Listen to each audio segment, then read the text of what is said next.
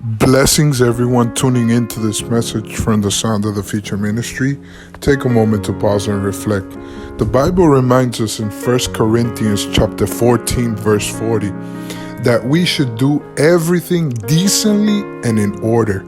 We serve a God of order. Everything we propose ourselves to do, let it be in order in Jesus' name. Amen. Bendiciones a todos los que sintonizan este mensaje del Ministerio del Sonido del Futuro. Pausa y reflexiona. La Biblia nos recuerda en 1 Corintios capítulo 14, versículo 40, que todo lo que hagamos, lo hagamos decentemente y en orden. Nosotros servimos a un Dios de orden y todo lo que pongamos en nuestra disposición de hacer debe ser en orden en el nombre de Jesús. Amén.